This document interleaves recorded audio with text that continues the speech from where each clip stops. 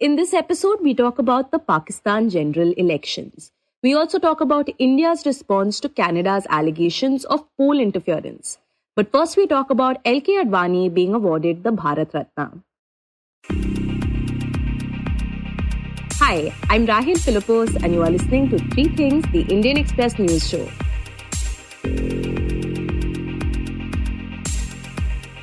Last Saturday, Prime Minister Narendra Modi announced that his government would confer the Bharat Ratna, the country's highest civilian award, on BJP stalwart and former Deputy Prime Minister LK Advani. The announcement came days after the Modi government announced the same honour for the former Bihar Chief Minister and OBC reservation pioneer Karpuri Thakur and the consecration of the Ram Temple. The announcement was significant because it was Advani who spearheaded the Ram Temple movement in the 90s and because he shares a complicated relationship with PM Modi. Even though it was Advani who mentored Modi, they are reportedly not fond of each other. To understand why the Modi government chose to honour him and what that says about the party, my colleague Shashank Bhargava speaks to the Indian Express's Vikas Pathak in this segment. Vikas, this announcement to honour LK Advani with the Bharat Ratna was made days after this award was given posthumously to Karpuri Thakur. Talk about the kind of message the BJP wants to send out through these awards. Look, it seems to be a strategically very well-planned campaign in the run-up to the elections. So, generally in the past, Bharat Ratna or Padma Awards would be announced at the same time for everyone. This time, first the announcement came for Karpuri Thakur. Now, Karpuri Thakur was the Chief Minister of Bihar, and he was the first person in North India to have introduced OBC as well as EBC quotas, separate OBC and EBC quotas in Bihar in 1978. He implemented the recommendations of the Mungeri Lal Commission. So, in that sense, Karpuri Thakur was not just an iconic OBC leader, but he was also an iconic EBC leader. So, that distinction between dominant backward castes and those backward castes that are not doing well or are very marginal. So even that distinction was kept in mind. Karpuri Thakur was a Baba by caste, Nai. Then days after it, we see that Nitish Kumar, the architect of the Bihar caste survey, shifts over to the NDA. So in one stroke, it was an outreach to the OBCs as well as the EBCs. And at a time when the opposition had decided to make a caste census its prime poll plan. And then what they did was that the architect of the Bihar caste survey, who was in the India bloc till days ago, also shifted to the NDA. So this literally, I would say, smashed the opposition pitch for a caste census, symbolically speaking. And after that, Advani gets the Bharat Ratna, which basically means that now from social justice, you seamlessly move to Hindutva and bolster that campaign also. So I would say that it is like two very distinctive messages, one for social justice, reaching out to all the lower end of the caste spectrum, reaching out to that, and at the same time reaching out to a wider Hindutva constituency. Right, and talking about Hindutva, this award comes days after the consecration of the Ram Temple. Could you talk about how crucial Advani was to the Ram Temple movement? So, while the movement is older than Advani's participation in it, Advani actually, one could say, came on board only in 1989 when Advani as party president steered the Palampur resolution of the BJP, in which the party supported the Ram Temple movement and demanded a Grand Ram Temple at Ayodhya. Before that, the movement had been there. The VHP, the RSS had been active since around 1984. Even much before that, as we know, 1949, the Ramlala idol was placed inside the Babri Mosque. So the movement is quite old. But what happens in these movements is that the kind of heft that a political leader can bring to a movement in terms of visibility, in terms of media coverage, all that could not have been possible without Advani. His Rath Yatra in 1990 was widely covered, and lots of crowds thronged wherever the Rath Yatra went from Somnath to Ayodhya. Of course, Advani was arrested at Samastipur in Bihar. But throughout that roughly 1 month period, Advani made front page news, which actually made the movement far, far more popular than it would have become without Advani's Rath Yatra. And that apart, while Advani has said, or people around him have said, that wherever the Rath Yatra went, there were no riots. But the fact remains that in many parts of India, even if those were not places where the Rath Yatra went, there were riots at that point of time. And those riots also made news. And after that, Advani's arrest made news. The toppling of the VP Singh government after the arrest made news. So, in that sense, in the news cycle, it was something that kept on lingering in the minds of people for a significant stretch of time, and that made the movement extremely popular. So, we can very well say that Advani had a very crucial role in the Ram Temple movement.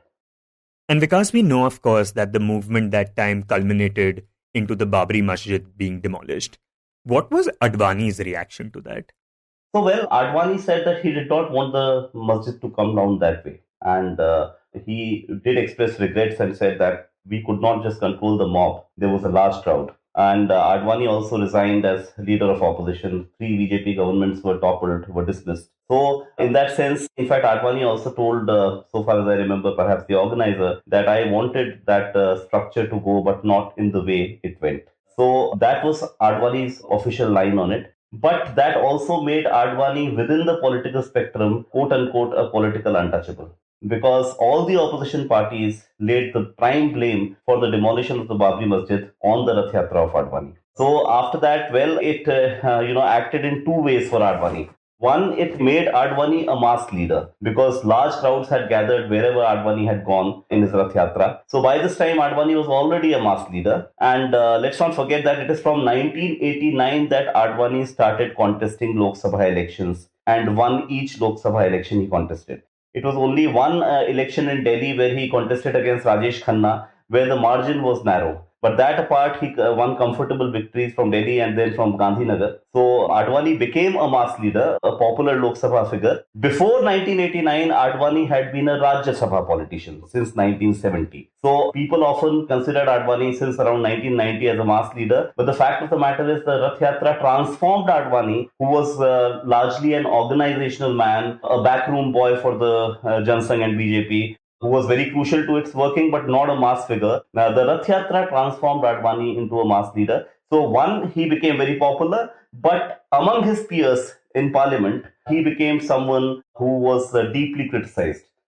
Yeah, and you write that at that moment, when the BJP was rising, partly because of the Rath Yatra, it needed support of its alliance partners who did not like Advani, and that's when the party decided to bring in Vajpayee. They made him the number one. But Advani, of course, did still have an important role within the party, being the number two, especially because he mentored a lot of people like Arun Jaitley, Sushma Swaraj, and even Narendra Modi. But when would you say he started being sidelined, and when do we see that overlapping with Modi's rise? So basically, what happened, the sidelining was it was not as if he was immediately sidelined. When Vajpayee bowed out because of ill health after 2004, when he lost power as Prime Minister and the UPA government came, the next election was to happen in 2009 because there was a stable Manmohan Singh government, of course, with a coalition. The only threat that came to the government was the left withdrawing support at the time of the nuclear deal. But that apart, it was a stable government.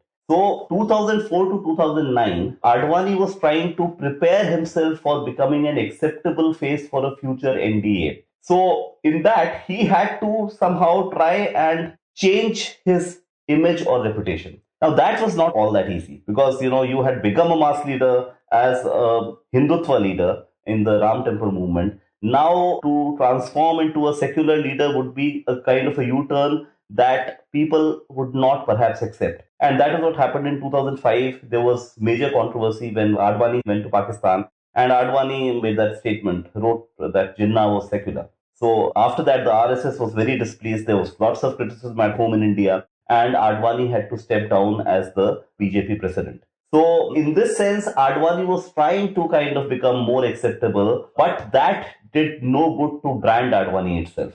But what happened was when 2009, Advani was the PM candidate of the BJP. So he was given that chance. The BJP seats plummeted to 116 and the Congress went up to 206. So it was very clear that the BJP was now falling, right? And even the RSS was noticing that things are not going fine. And Advani was also aging. He was already 82 at that time. So it was very difficult for Advani to be PM candidate once again in 2014 when he would be 87 years of age. But well, Advani, it seemed, perhaps because his health was good at that time, wanted another shot at it. It seems to be so. Right, and this is the time when Nitin Gadkari was made the party president. And that time the BJP was relying on a lot of strong regional leaders, including Narendra Modi, who was the chief minister of Gujarat then.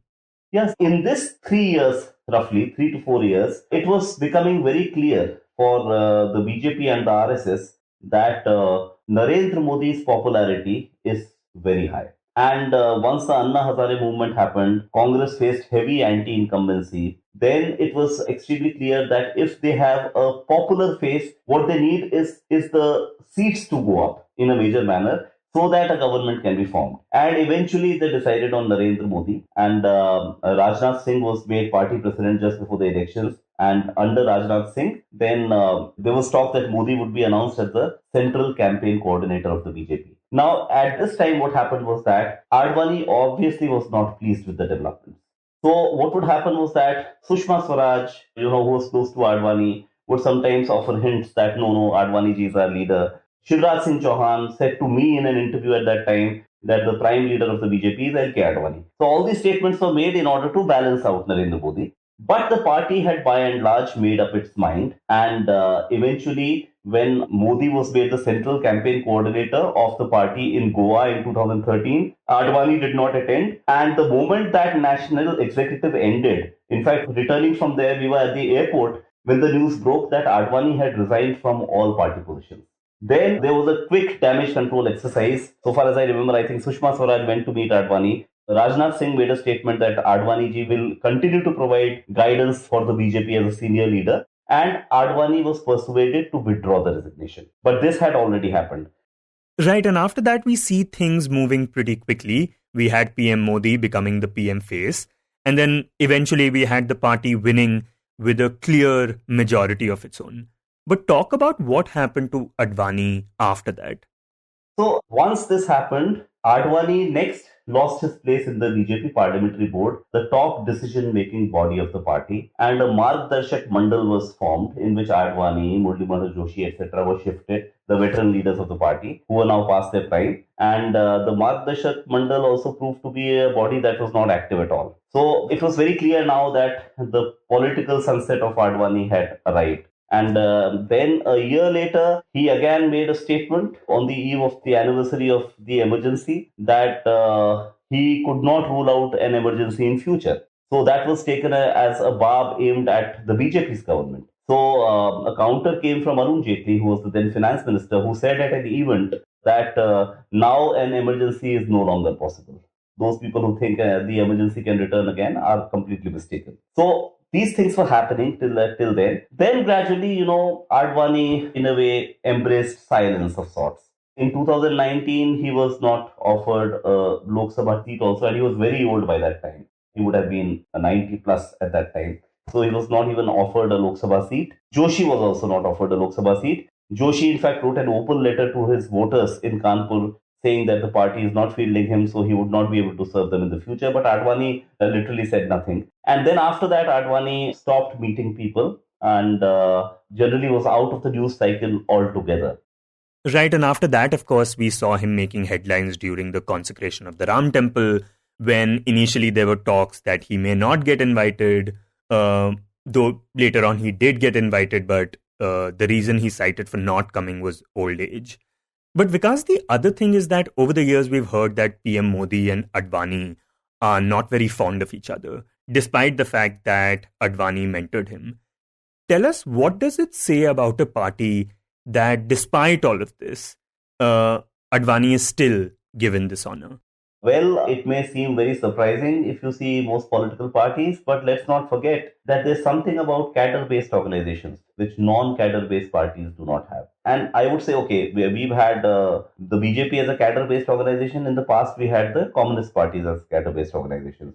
But the BJP is not just that, it goes beyond that. BJP is a cadre-based organization which is affiliated to and draws sustenance from a volunteer-based RSS. And the RSS overtly stays away from electoral politics, right? That is a matter of principle for the RSS. They have got a political arm in the BJP. They have got a student political arm in the ABVP. But then there are Swayamsevaks, there are Pracharaks, many of whom never participate in electoral politics. They may just campaign door to door, whatever, but not beyond that. So what it does is that I would say that ethical kind of pressure of the RSS provides the BJP as a cadre-based organization with another thing: the idea that the Sangathan or the organization is above the individual. Which is why, if you see, BJP is the only political party in India that has never split. You must have noticed that. Almost every party in India has split. The communist parties have split. The socialist parties have undergone major splits. The Congress has also split. But the BJP has never split. There might be lobbies within the BJP, there might be camps, but a split does not happen. That is also because of that huge RSS presence, where the idea is that one should keep working for what one thinks is the correct vision for society, if possible, in the long run. So the ideal Swayamsevak is someone who can spend 50 years, invisibly working for the cause of Hindu Sangathan or the cause of Rashtra Nirman, as they say. So in that sense, the idea that the organization is above the individual, whosoever the individual might be, also makes it very difficult for anyone to be permanently sidelined from the BJP or RSS unless the person joins another organization. Let's not forget that this is not the first time. Even Govindacharya had, been literally thrown out of the BJP at one point of time, and in Vajpayee's time. But Nitin Gadkari had tried to bring him back into the party when he became national president. So this idea that there's a collective, a kind of a brotherhood in saffron, as they say, where it's like even if a family, it's like a family, a joint family, in which even if there are differences, the family remains the family. So I think that is the reason why in the BJP you will find so many of these things often happening, despite the differences within.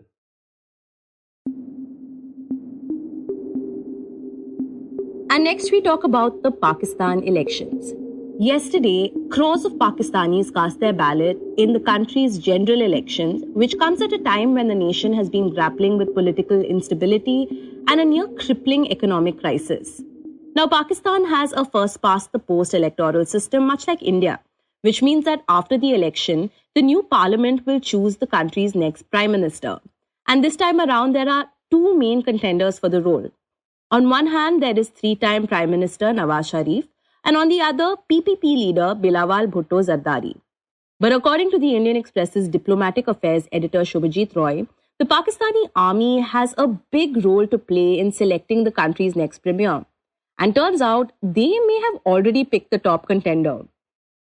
Well, army is really the principal actor in its politics. So some people say that it's almost like Pakistan army is sometimes it's a king, sometimes it's a kingmaker. So this time in this current situation, most Pakistani analysts as well as Indian analysts have sort of termed this as sort of an election where the selection has already been done by the Pakistan army. So it's seen as a formality where the Pakistan army has made its preference clear by putting its weight and might behind former Pakistani Prime Minister Nawaz Sharif. He's obviously now back in favor. He was out of favor last elections when Imran Khan was the favored candidate. And Imran obviously fell out of favor after he took on the army, challenged the establishment. What is the Pakistan army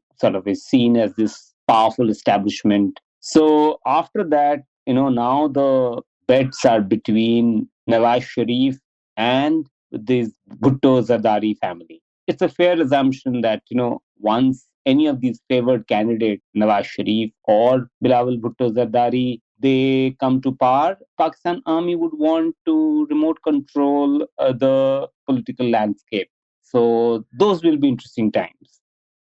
Now, Nawaz Sharif has had a rather tumultuous political career. He served as Pakistan's Prime Minister 3 times before, and on 2 different occasions, he was forced to step down after falling out of favor with the army. Here, Shubhajit tells us what happened. Yes, so, you have to see that, Nawaz Sharif was originally propped up by the Pakistan army itself, in the early 90s when he was prime minister. But then in 99, in his second term, he was ousted in a coup by Pervez Musharraf. And after that, again in 2017, in his third term, he again fell out of favor with the Pakistan army. So obviously he's had ups and downs in his career, but he's been 3-time prime minister. So like Shubhajit mentioned, Nawaz was last compelled to step down from the PM post in 2017, and the following year, the army selected cricket icon turned politician Imran Khan to replace him. And now, around 6 years later, the roles have been reversed. After 4 years of self-imposed exile, Nawaz seems to be back in the army's good books. This time around, it is Imran Khan who is on the back foot. You may recall that in 2022, Imran was removed from power after a vote of no confidence. And he's currently in prison with 4 criminal convictions so far. And Shubhajit says there are some striking similarities in both these cases.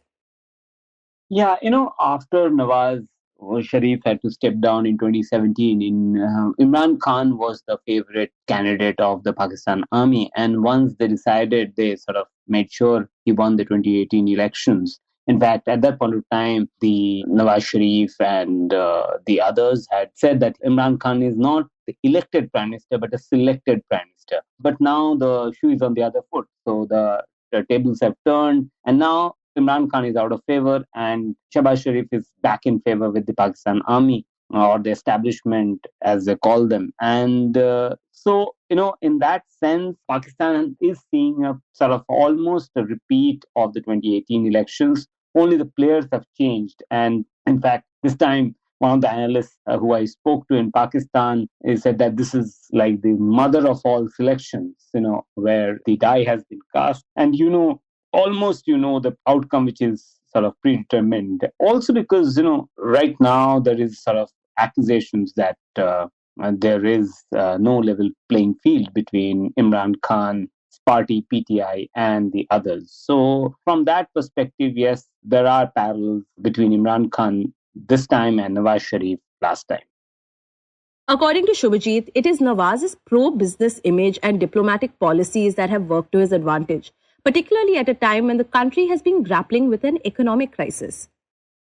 He's seen as someone who's very pro-business, pro-trade, and that is something Pakistan Army would want to get more business-friendly government at the center in power, where they need investments, they need more money into the economic system from investors. So from that perspective, he's seen as a good bet. And his attitude towards US and India has been accommodative, more accommodative than others. And Pakistan Army, if it wants any sort of support from the US, they need the US on their side. And as you know, Imran Khan had completely alienated US by sort of first he tried to develop relations with Russia, and then he went there just when Russians invaded Ukraine.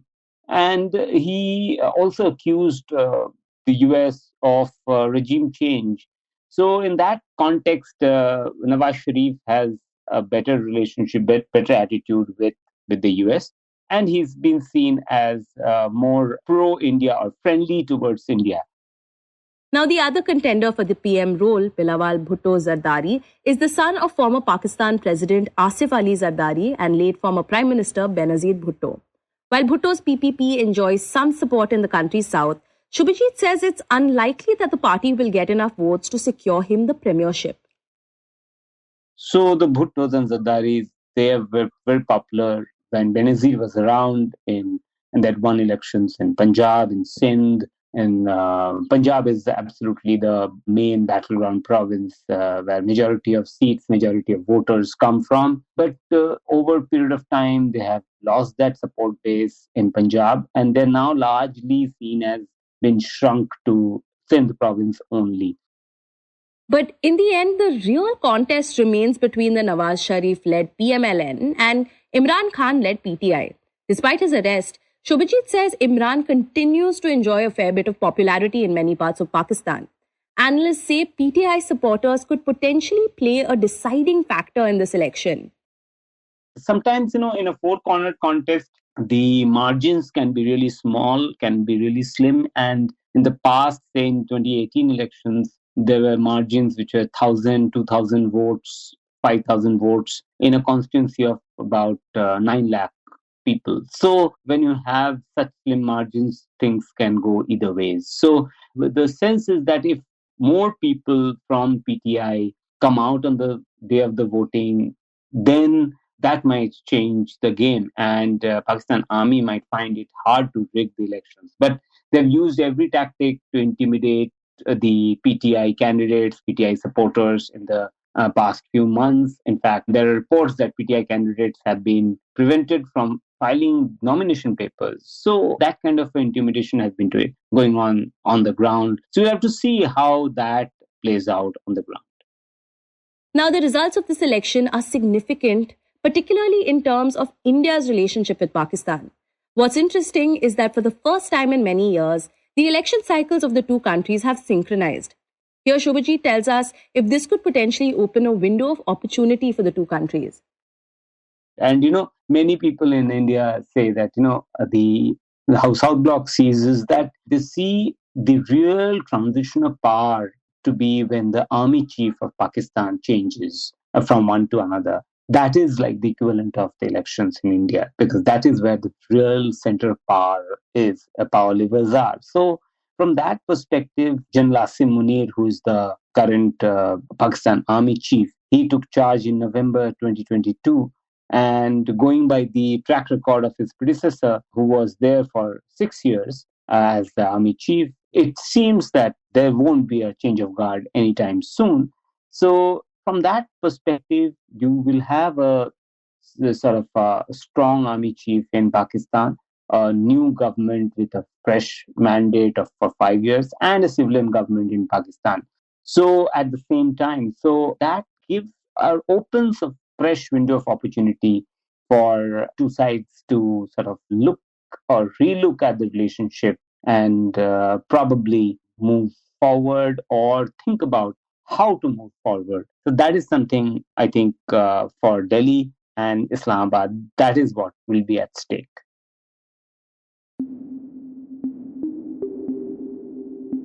And finally, we talk about India's response to Canada's poll interference claims. India has rejected Canada's allegations of Indian interference in the country's elections. New Delhi said the country's allegations were baseless and that it was not India's policy to interfere in the democratic processes of other countries. Ministry of External Affairs spokesperson Randhir Jaiswal said, and I quote, "On the reverse side, it was Canada which had been interfering in India's internal affairs." An independent commission set up by Prime Minister Justin Trudeau in September last year, probing alleged foreign interference in Canada, has asked the Trudeau government to share information about a possible meddling in elections by India. This development could potentially aggravate already tense Ottawa-New Delhi relations. The commission said in a statement that it had requested the Canadian government to provide documents relating to alleged interference by India related to the 2019 and 2021 elections. Meanwhile, the Canadian Security Intelligence Service, in its report, has alleged that China sought to clandestinely and deceptively influence its last two federal elections, while also naming India as a foreign interference threat. India was the only country mentioned in the report aside from China. Although 3 pages of the report were devoted to India, they were entirely redacted later to just say a single sentence: India engages in FI activities. You were listening to 3 Things by the Indian Express. Today's show was edited and mixed by Suresh Pawar. It was written and produced by me, Rahel Philipose, Shashank Bhargava, and Niharika Nanda. If you like the show, then do subscribe to us wherever you get your podcasts. You can also recommend the show to someone who you think will like it. Share it with a friend or someone in your family. It's the best way for people to get to know about us. You can also tweet us at @ExpressPodcasts and write to us at podcasts@indianexpress.com.